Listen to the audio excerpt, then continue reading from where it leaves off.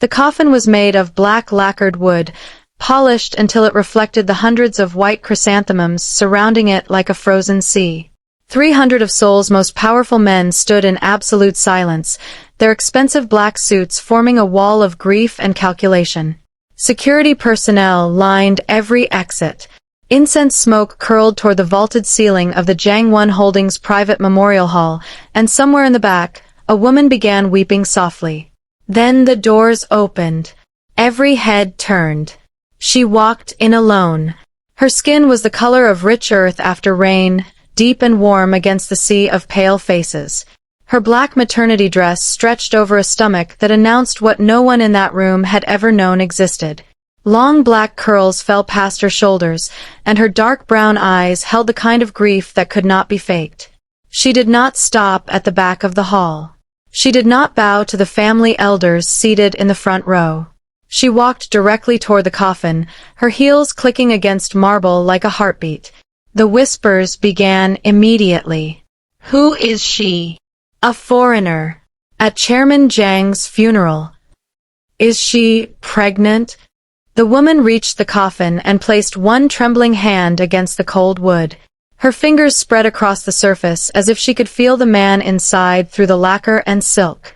Then she whispered something. The people closest to her froze. "You promised you would come back for me." Her voice broke on the last word. "You promised, Moo Hyok. And now I'm carrying your child, and you're not here to see it." The room stopped breathing. Han Ji-suk, the tall man standing guard beside the coffin, felt his blood turn to ice. He knew that voice. He knew that woman. And he knew something that no one else in this room understood. Inside the coffin, a finger moved. The woman's hand was still pressed against the wood. She felt it. Her entire body went rigid. Then, the lid shifted. 1 centimeter. 2. And Jang Moo Hyok opened his eyes. Please like, share, and subscribe. And comment where you're watching from, so I can know how far across the world this story has traveled. Amara Okoye had spent 6 years trying to forget this man. 6 years building a life in Lagos without him. 6 years raising the courage to move forward, to create something new, to convince herself that the love she had felt for him was a mistake she would never repeat. Then 3 days ago, she had received the news. Jang Moo Hyok was dead. Assassinated. A car bomb outside his corporate headquarters. The reports were everywhere. International news. Business channels. Underground networks whispering about the fall of Seoul's most feared criminal empire. She had collapsed in her apartment, her hand pressed against her pregnant stomach, and she had wept until she could not breathe. Because despite everything, despite the fear, the separation, the silence, she had never stopped loving him. And now she was standing in his funeral hall, watching his eyes open, watching his chest rise, watching the man she had mourned for 3 days sit up in his own coffin like death itself had rejected him. The room erupted. Security personnel drew weapons. Family members screamed. Powerful men who had ruled Seoul's underground for decades stumbled backward in shock. But Amara did not move. She stood frozen, her hands still extended toward the coffin, her eyes locked with the dark gray gaze of the man who had once consumed her entire world. Jang Moo Hyok looked at her. His face was pale. His lips were cracked. His black hair, usually slicked back with perfect precision, fell across his forehead in disarray. The tailored black suit they had dressed him in for burial hung slightly loose on his frame, evidence of days without food or water. But his eyes were exactly as she remembered. Cold, intelligent, dangerous. And right now, completely fixed on her stomach. Amara. His voice was rough, broken, like a man who had not spoken in days. Amara, you're... He could not finish the sentence. His gaze dropped to her pregnant stomach, and something in his expression cracked. The mask he had worn for 38 years, the mask of control, of power, of absolute emotional restraint, shattered in a single moment. You're pregnant. She did not answer. She could not answer, because her legs gave out beneath her, and Han Ji-suk caught her before she hit the ground. The truth about Jang Moo-hyok's death, or rather, his lack of death, would take hours to fully explain. But the immediate facts became clear within minutes. He had been poisoned, not killed by a car bomb. The explosion outside his headquarters had been a distraction, designed to cover the real assassination attempt. A slow-acting toxin slipped into his evening tea by someone inside his own organization. Dr. Seo Jin-woo, his private physician, had discovered the poisoning within hours. But by then, Moo-hyok's heart rate had dropped so low that he appeared clinically dead to anyone without specialized medical equipment. Ji-suk had made a decision. Let the organization believe their chairman was dead. Let the traitors reveal themselves. Let the funeral become a trap. No one had expected Amara to appear. No one had known she was in Seoul. And absolutely no one had known she was carrying Jang Moo-hyok's child. Amara woke in a bedroom she had never seen before. The ceiling was high. The walls were paneled in dark wood. Through floor-to-ceiling windows, she could see the lights of Seoul spreading across the horizon like scattered diamonds. She was lying on a bed that probably cost more than her apartment in Lagos. And sitting in a chair beside her, watching her with an expression she could not read, was Jang Moo-hyok. He had changed clothes. A black sweater now covered his chest, hiding the elaborate tattoos she knew lived beneath the fabric, the Korean dragon that curled from behind his right ear down toward his collarbone, the full sleeves of black and gray realism work that covered both arms, the words honor and power inked across his knuckles. He looked exhausted. He looked dangerous. He looked like a man who had just returned from the dead and discovered that the world he had left behind was not the world he remembered. You should not have come to Seoul. His voice was quiet, controlled. But beneath the control, she could hear something she had never heard from him before. Fear. I thought you were dead, she said. You should have stayed in Lagos. I thought you were dead, Moo-hyok. Her voice cracked. I flew 14 hours with our child inside me because I thought I would never see you again. I walked into that funeral hall knowing that every person in that room would hate me, would question me, would look at me like I was nothing, and I did it anyway, because I could not let you be buried without saying goodbye. She sat up, ignoring the dizziness that swept through her. So do not tell me I should not have come. He was silent. His dark gray eyes moved across her face, cataloging every change the years had brought. The slight lines around her eyes. The new strength in her jaw. The way she held herself now. Not like a woman who needed his protection, but like a woman who had learned to survive without it. Then his gaze dropped to her stomach again. How far along? 7 months. And you did not tell me. I did not know how to find you. I did not know if you wanted to be found. You disappeared, Amara. 6 years ago. You vanished in the middle of the night without a word, and you think I did not want to find you? His voice had risen. The first crack in his control.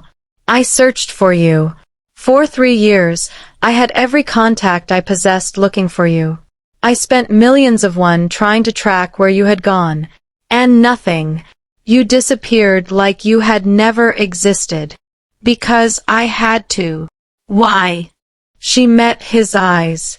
Because I was pregnant with your child, and I knew that if I stayed, someone in your world would use that child against you. Or against me. Or they would kill us both to make sure you never had an heir. The words hung in the air between them. Moo-hyok's expression did not change. But his hands, those powerful hands with honor and power written across the knuckles, had begun to tremble. You knew you were pregnant before you left. I found out 2 weeks before.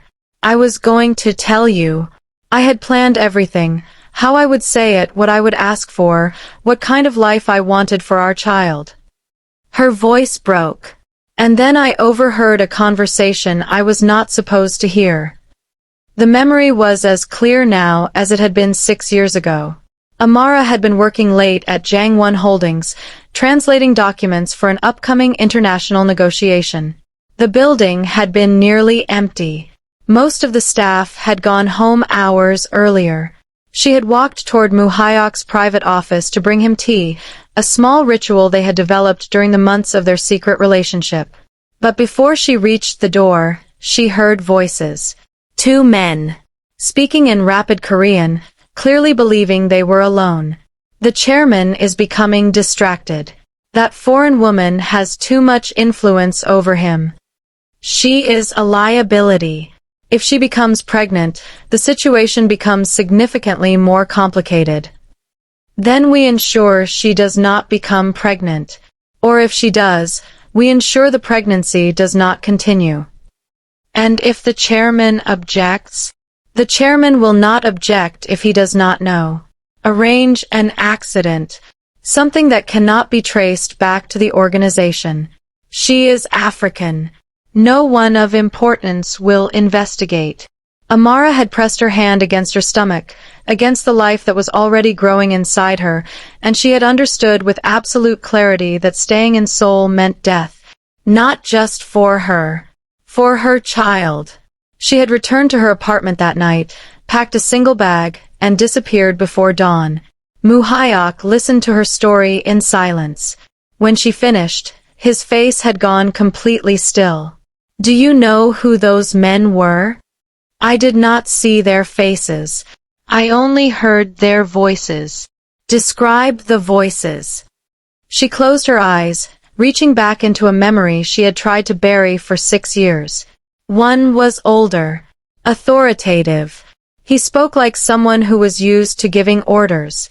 The other was younger, maybe early 40s.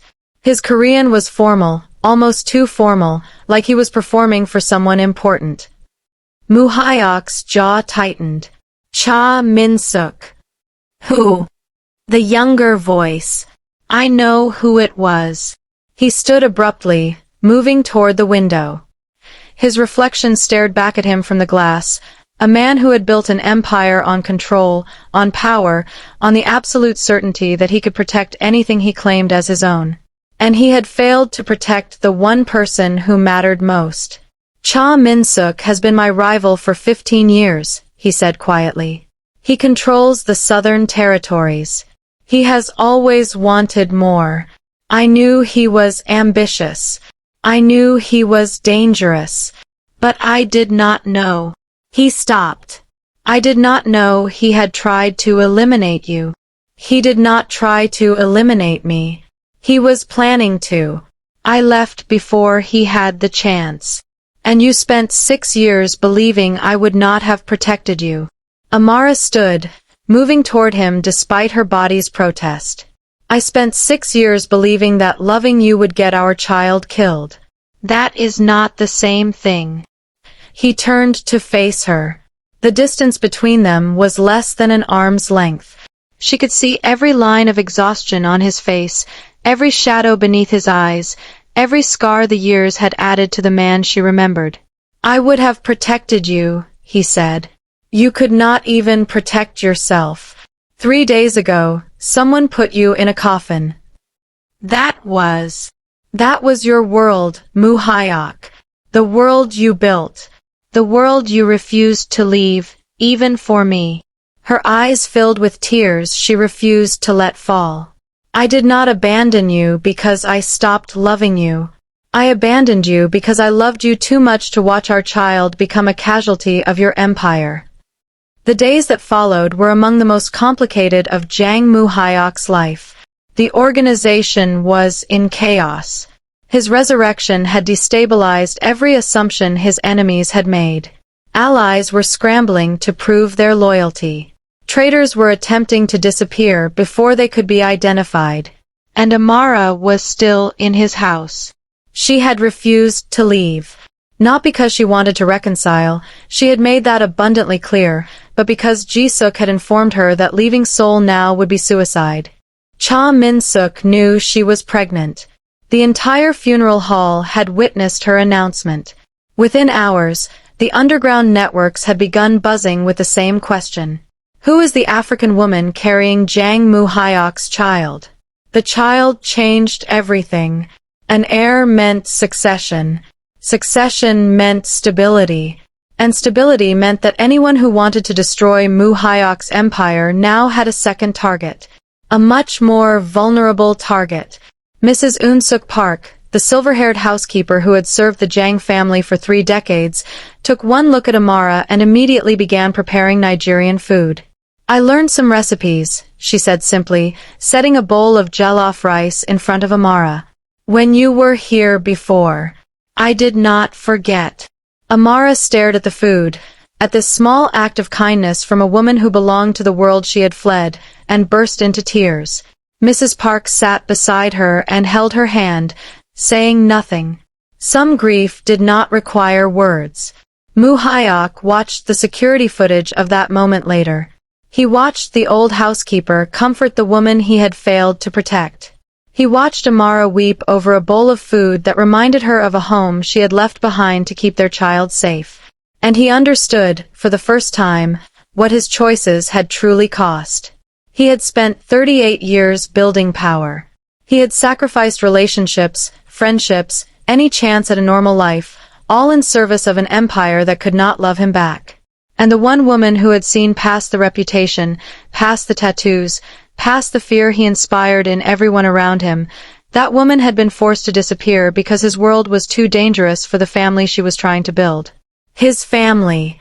The child growing inside her was his. A child he had never known existed until 3 days ago. A child whose mother had chosen exile over death, and who had returned only because she believed he was gone forever. The confrontation came 5 days after the funeral. Amara had been avoiding him. She took her meals in her room. She walked in the gardens only when she knew he was in meetings. She spoke to Mrs. Park, to Dr. Seo, even occasionally to Jisuk, but never to him. He found her standing by the koi pond in the eastern garden, her hand resting on her stomach, her face turned toward the setting sun. You cannot avoid me forever. She did not turn around. I can try. He moved to stand beside her, close enough that she could feel the warmth of his body, but not close enough to touch. I need to tell you something. Then tell me. I spent 6 years hating you. She flinched. I believed you had abandoned me, that everything between us had been a lie, that you had used me for whatever purpose served you, and when you were finished, you disappeared. Moo-hyok. Let me finish. He turned to face her. I spent 6 years believing you had betrayed me. I convinced myself that you were the enemy, that loving you had been the greatest mistake of my life. His voice dropped. The truth is that I was the one who betrayed you first. Amara finally looked at him. I built an empire so dangerous that the woman I loved could not safely have my child. I surrounded myself with enemies and called them allies. I made you believe that there was no safe place beside me. He reached toward her face, then stopped himself. You did not abandon me, Amara. You survived me. And I am sorrier for that than I have ever been for anything in my life. The tears she had been holding back finally fell. I wanted to tell you, she whispered. Every day for 6 years, I wanted to call you, to write to you, to find some way to let you know that you had a child coming. But every time I tried, I remembered those voices. I remembered what they were planning, and I knew that reaching out to you might lead them straight to us. I understand. Do you? Do you really understand what it cost me to leave you? I am beginning to. She shook her head. You cannot understand. You have never had to choose between the person you love and the child you are carrying. You have never had to walk away from everything because staying meant death. Then help me understand. I do not know if I can. Try. She was silent for a long moment. I loved you, Moo-hyok. Not your money. Not your power. Not the empire everyone else was so afraid of. I loved you, the man who brought me tea when I worked late, the man who listened when I talked about my family in Lagos, the man who looked at me like I was the only person in the room who mattered. Her voice broke. And I had to leave that man behind because the world he had built was not safe for our child. He reached for her again. This time, he did not stop himself. His hand cupped her cheek, his thumb brushing away her tears. I cannot undo the past 6 years, he said. I cannot give you back the time you spent alone. I cannot erase the fear you felt, or the pain I caused you, or the nights you spent wondering if you had made the right choice. He pressed his forehead against hers. But I can make you a promise. What promise?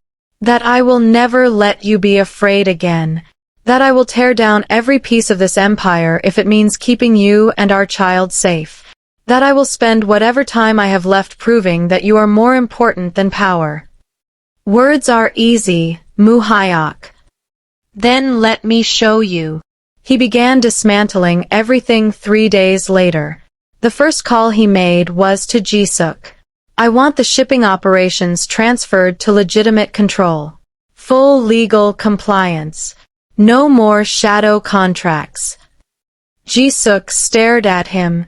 Sir, that represents 40% of our revenue. I know. The board will not accept.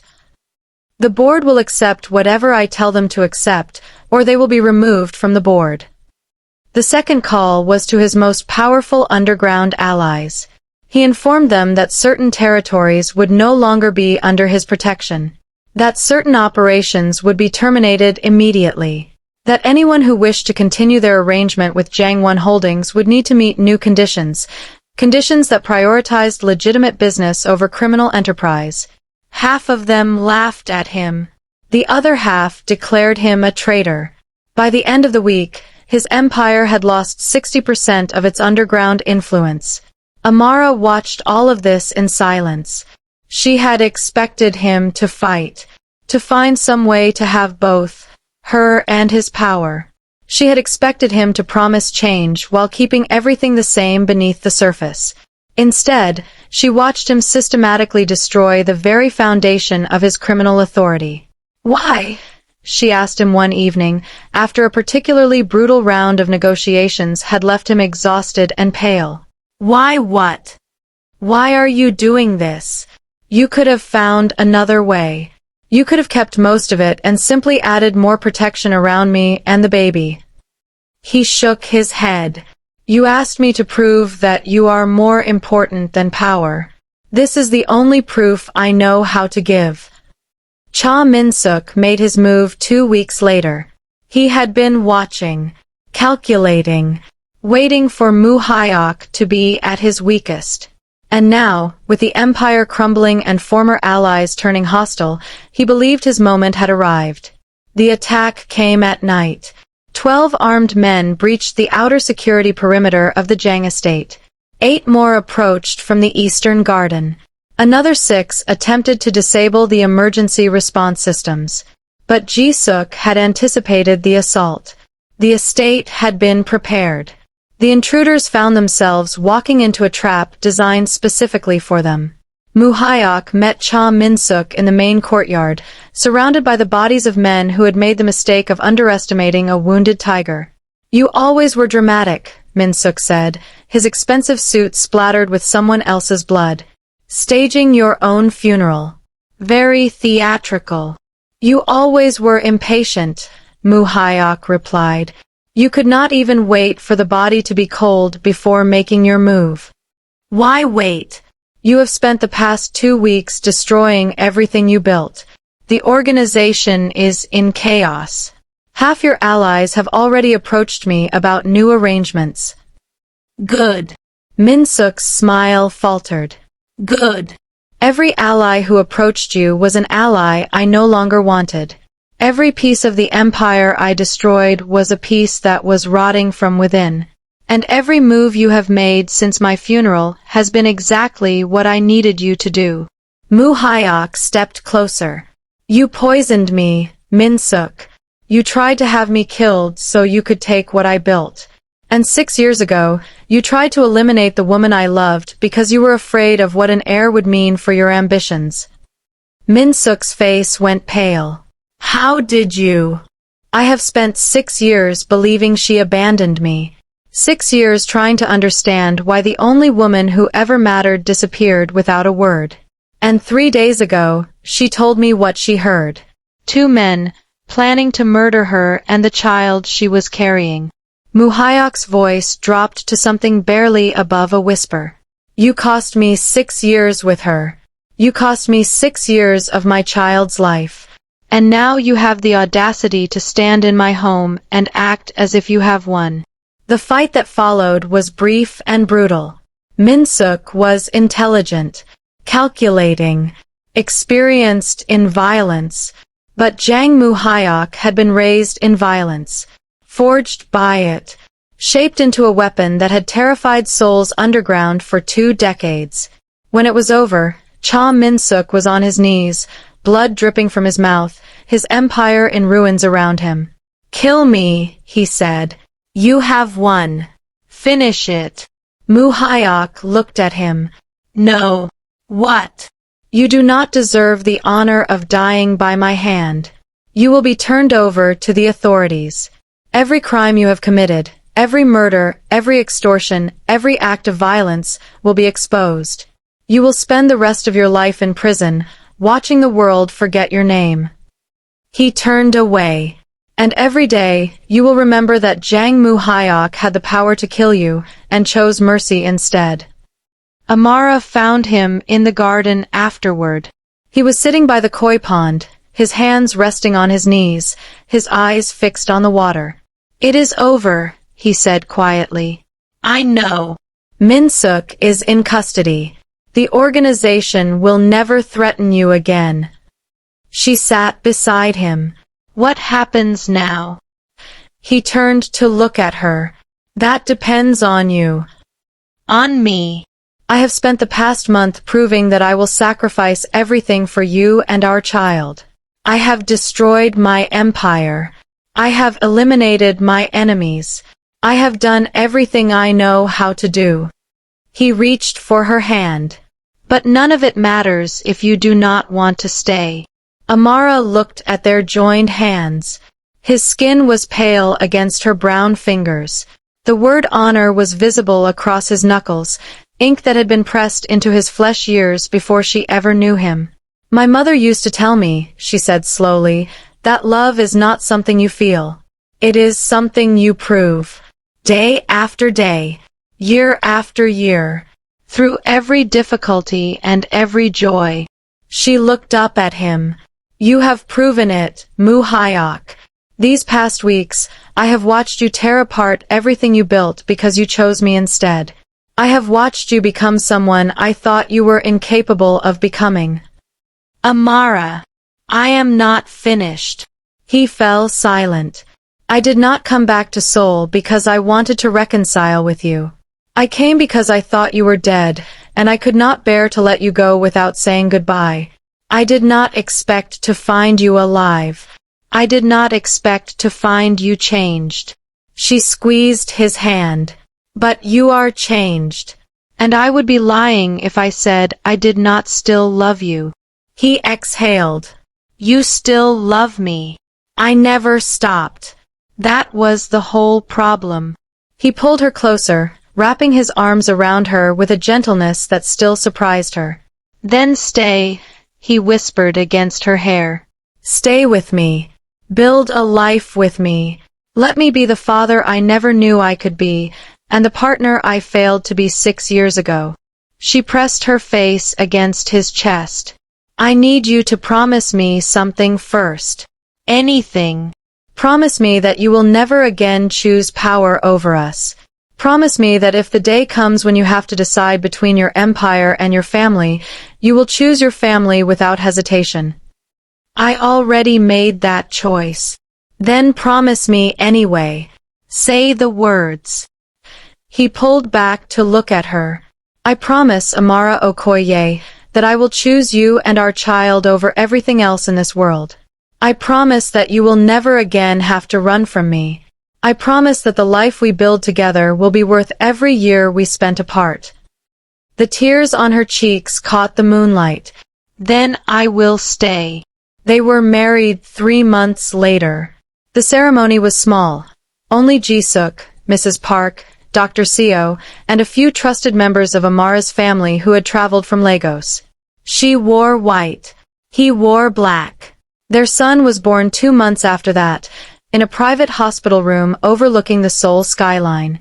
Moo Hyok held his son for the first time with hands that had done terrible things, and he wept without shame. I will be better for you, he whispered to the small bundle in his arms. I will be everything my own father was not. I will protect you without controlling you. I will love you without making you afraid. Amara watched from the bed, exhausted but at peace. This was the man she had loved 6 years ago. The man behind the reputation. The man she had almost lost forever. Mrs. Park had prepared a feast for their return home, Korean dishes and Nigerian dishes arranged side by side on a massive dining table. The Jang estate, which had once felt cold and intimidating, now smelled like ginger and palm oil and fresh rice. Amara's mother, who had initially been horrified by the stories she had heard about her daughter's Korean businessman, watched Moo Hyok change their grandson's diaper and reluctantly admitted that perhaps her daughter had not made a terrible mistake after all. He looks at you like you are his entire world, she said privately to Amara. He does. That is rare, daughter. Especially for men who carry so much power. He chose to let that power go. For you. For us. For this family. Her mother nodded slowly. Then perhaps I was wrong to judge him. Years later, when their son was old enough to ask about the stories he had heard, whispered tales about his father's past, about the empire that had once terrified Seoul, Moo Hyok sat him down and told him the truth. I was not always a good man, he said. I made choices that hurt people. I built a world that was not safe for the people I loved most. Then why did Mom stay? Moo Hyok looked across the room at Amara, who was watching them with that quiet strength that had first drawn him to her so many years ago. Because she believed I could become better. And because she loved me enough to wait until I proved her right. His son considered this. How do you know if someone loves you that much? Moo Hyok smiled. You will know. When someone is willing to sacrifice their own comfort, their own safety, their own dreams, just to give you a chance to become the person you are supposed to be, that is love.